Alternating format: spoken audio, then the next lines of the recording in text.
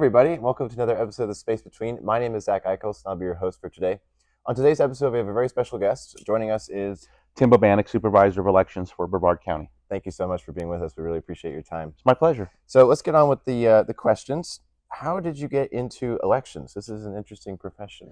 It is, and it was, I spent about 12 years in the staffing industry before I opened up my own CPA and IT consulting firm. And over the years in staffing, I had gotten to know a person named Phyllis Buzansky over in Hillsborough County in Tampa. And in 2008, she was elected Supervisor of Elections.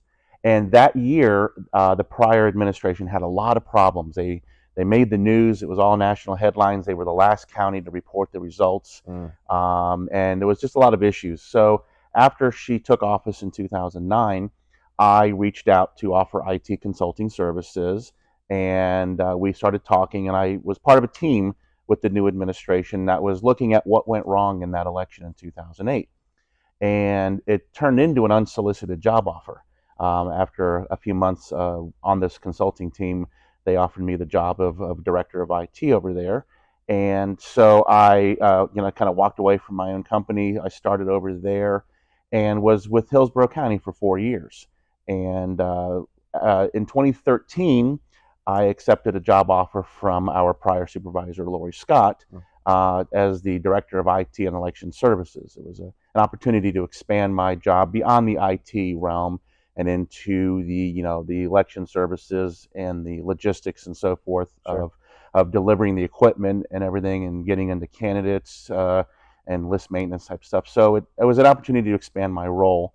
And it was it was a real tumultuous time there in Hillsborough, because shortly after I had walked away from my company, I had accepted the job with Hillsborough. Phyllis Buzansky died in office, in the summertime. And so that was became to a shock to everybody. The governor appointed another supervisor over there, Earl Leonard, who was a great guy. Worked under him for 4 years, and then found my way over here to Brevard County. Wow, that's a fascinating story. So what are some unique things about how elections are conducted in Brevard County? So some of the big things, first off, all of the counties, we all follow the same statutes, the rules that the legislature puts down. So in general, we're all following the same process. However, there's some things that we do in Brevard County that some other counties do, but not everybody else does. And I would say the thing that I'm most proud of is our clear ballot independent audit system. The way that works is that when a voter feeds a ballot into one of these tabulators over here, those ballots are stored securely in the ballot box. Well, we bring all of those ballots back, whether it's early voting or after Election Day, and we scan them a second time using a completely independent system called Clear Ballot. And these are scanners that are not proprietary. You can buy them at Office Depot or Staples. Wow. And we scan every ballot a second time. So whether it's early voting, Election Day, or mail ballots, they all get scanned by the certified voting systems, which we see here, and then we also scan them in the certified audit system. And we do 100% audit of every race, every precinct, and every ballot in every single election. And we implemented this system in 2021, and we have, anytime we've ever compared the results of the elections between the two, we've never had an election that was less than 99.99% discrepancy between the two. So wow. It shows that the tabulators are highly accurate, and it has really helped restore confidence in the voting process here. Very interesting. So these are tabulators. So these are precinct tabulators. These are our brand new ones that we just acquired. These are the DS300 units. We were using the prior model, the DS200s were purchased in 2013, and we felt like, okay, they're 12 years old, it's time to upgrade our voting technology. Sure. The screens and the interaction with the voters is very similar to what they'd had before. It's just more up-to-date technology. I don't know anybody who's using any kind of a computer or technology that's more than 12 years old. Right. So it was definitely time, and these are a lot of enhanced security features in this built into these. So we're looking forward. We kind of use them in a smaller scale in the special elections that we just had this year, and we'll be rolling them countywide this upcoming elections. Excellent.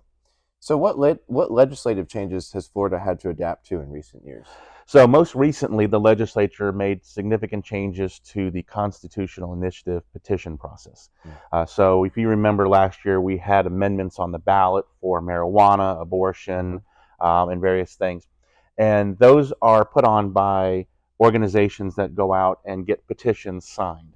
The legislature felt the need to improve the security around that, and so they passed some significant changes to how petitions are collected with petition circulators, the time frames that sponsors have to turn them in, and also significantly increase the amount of work that we have to do as far as scanning those petitions in, uploading images to the Department of State, and more frequently reporting. So we're in the process right now of evaluating all of those changes and working on the implementation of that.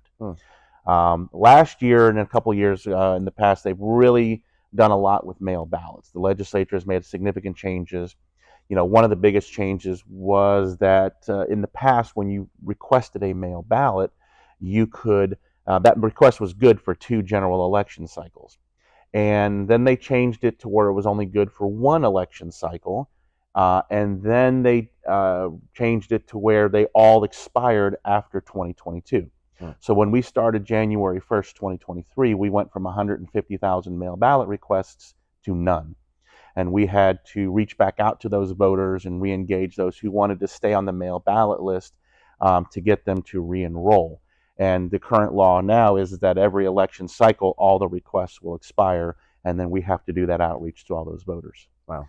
Also surrounding the mail ballots was Senate Bill 90, which was a few years ago, mandated that candidates and political parties and committees and their designees had to be able to view the mail ballots and specifically look at the signatures on mail ballots and the comparison signatures that we have on the voter record. So when you vote by mail, every ballot that we get in, we take that signature that's on that mail ballot and we compare it to the signatures that we have in your voter record. Well, the legislature wanted that to be more transparent to outside groups.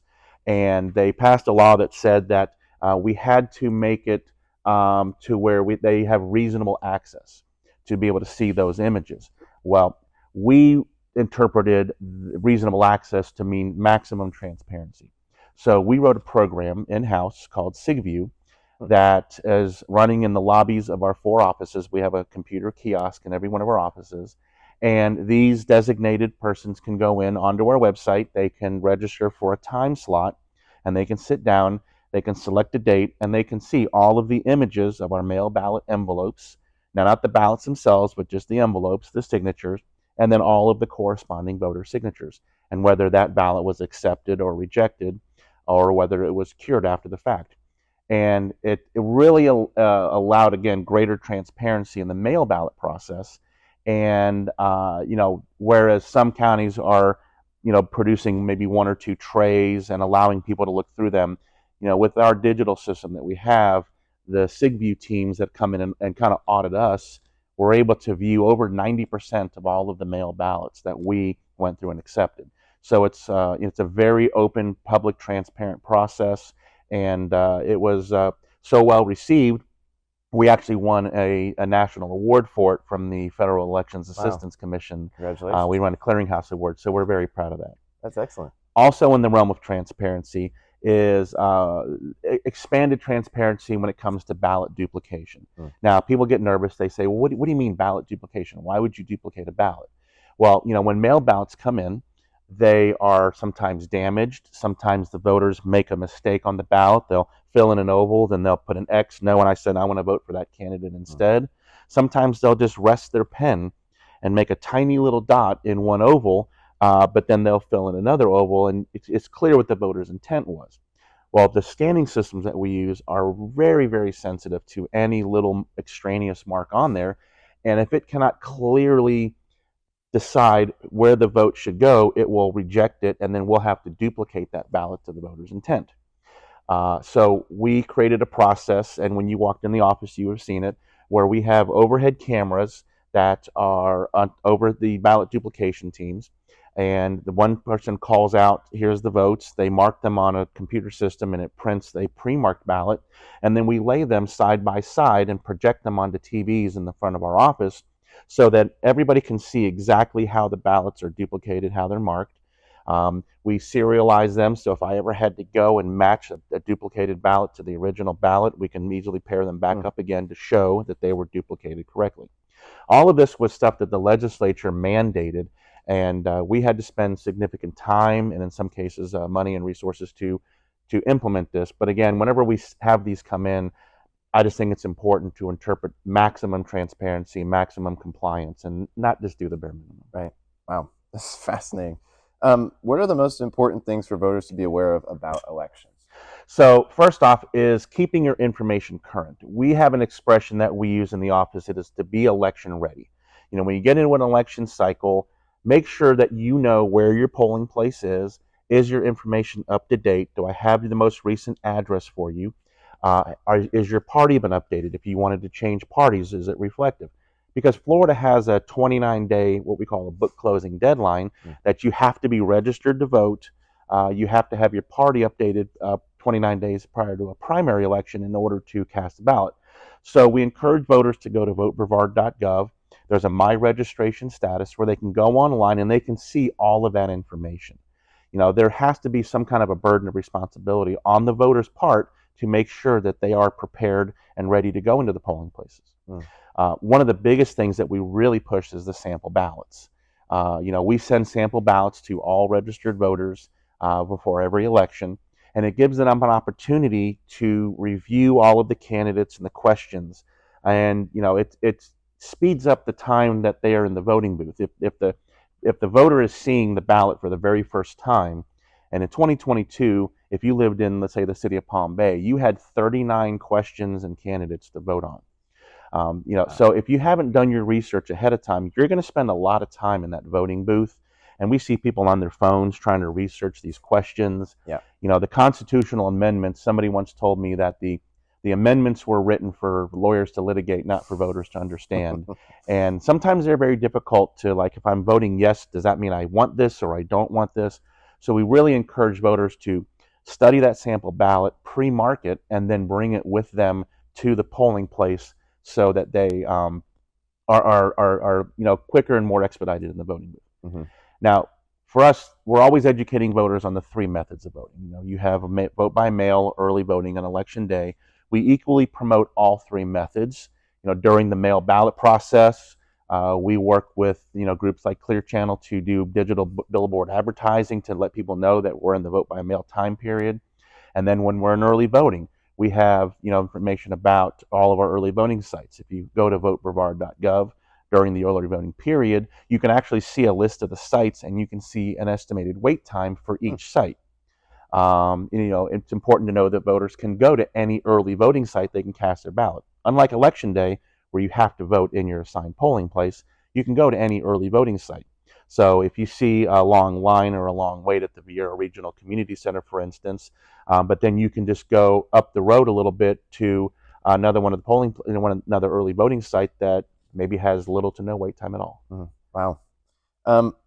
Do you have any new outreach efforts you have implemented since you took office? So there's two that I've implemented since taking office. The first one was a vote in honor of a veteran. So, you know, being a military community, having multiple military bases here in Brevard County, I wanted to make sure that we were honoring the men and women of our military. So the way the Vote in Honor of a Vet program works is that every month we highlight a Brevard County veteran, and there's an application that anybody can fill out if they're a veteran, and we interview that veteran. We ask them about their time in the military, their service, their accolades, awards, and then we ask them, why is voting important? And then we highlight that in the lobbies, TVs of our 4 offices and on our website. And most recently, Congressman Herodopoulos will also then read their names off on the House floor in the U.S. Congress and put them in the official record honoring them. Wow. And so it's a great way to honor our veterans. And the point of sharing these stories is that the hopes that the younger voters will be inspired to come out and vote and honor the sacrifice that the men and women of the military made to ensure we all have that right to vote. Right. So that is a program that was kind of the first one I kicked off. Most recently in 2024, we kicked off a program very much targeted to the younger voters. It's called Your Vote is Your Voice. So when we started looking at turnout for different age brackets, the 18 to 25-year-olds had good registration numbers when we looked at eligible voters versus registered voters, but we noticed that the turnout was the lowest in that 18 to 25-year-old bracket. Whereas the 65 and older might vote, in a general election over 80 to 90% of them, we were hovering in the 60% for the younger voters. In primary elections, it's more like 20%. And, there's a lot of races that are decided in the primary. There's judicial races, there's school board races. So we started going to the high schools and doing assemblies and explaining to them. We bought these palm cards that have a QR code in the back, and it allows the students to scan the QR code, and it takes them to the registration website for the online registration system with the state. The younger kids, they do everything digital now. They don't want to fill out pieces of paper. We'll still have teams come out and we'll bring voter registration applications. So we encourage them to register to vote if they're not already registered, but we also are really pushing that you need to actually vote. You need to go out and participate. And one thing that I commonly hear with the younger voters is that, oh, my one vote isn't going to make a difference, or, I have a different political view than my parents do, and so they're just going to offset my vote. Well, in my time in elections, I've overseen 35 elections, I think, in over 16 years. I've had 3 elections with an exact tie.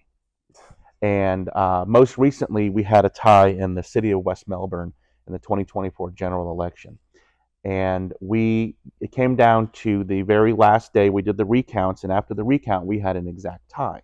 Wow. And in the end, the very last day of the 10-day period where we can accept overseas ballots, we received 1 ballot in on the very last day before we certified the election, was for the city of West Melbourne, and it had 1 vote for one of the candidates to break the tie, and that ultimately decided the election.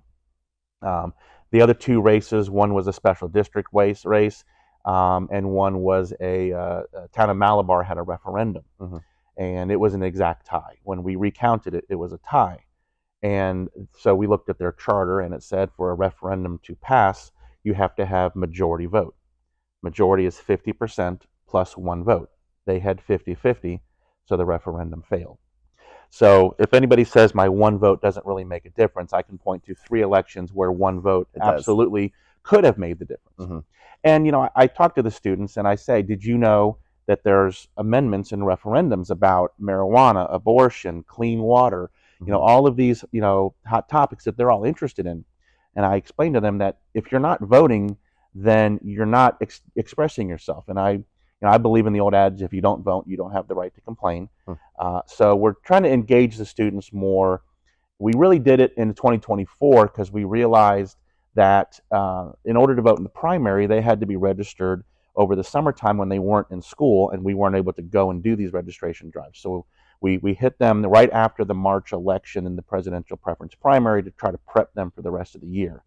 We're going to start earlier this year because it's tough to squeeze us in at the end of the school year when they're trying to do testing and end of year activities. So, we've got great relationships with the school board and with the principals at the schools. They allow us to come in and do these assemblies, and it's a great partnership we have with them. Wow.